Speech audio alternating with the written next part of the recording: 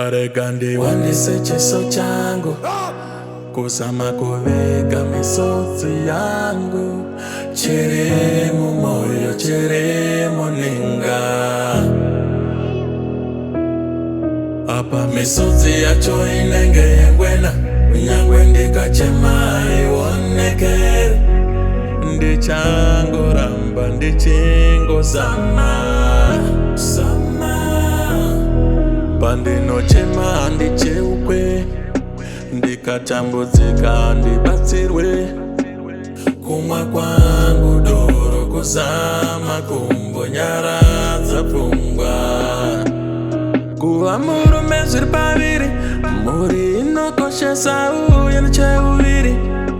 kungozama kufadza munhu wese asaumbogona kufadza munhu wese pamwe pacho unobudirira pamwe pacho unobatwa pamwe pacho unopondwa kusiwa ngemaronda koburu rinogwa roonekwa neiko rinoonekwa ngembonja kunze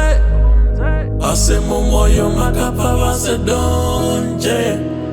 upenyu wemurume upenyu wemiyame akashinga semurume kasimba semurume akashande semurume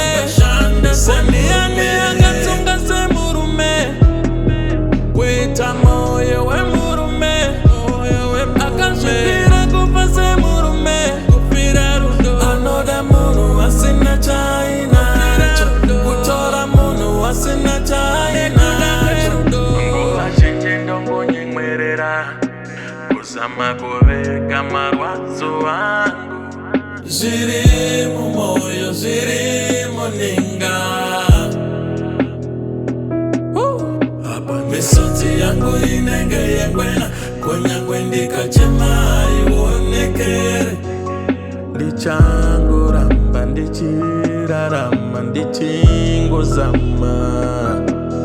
paunochema vacheuke kana ukatambudzika vabatsire uya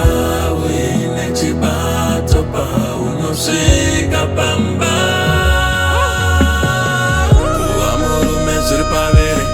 unotongokosheswa wauya necheuviri kungozama kufadza munhu wese asaumbogona kufadza munhu wese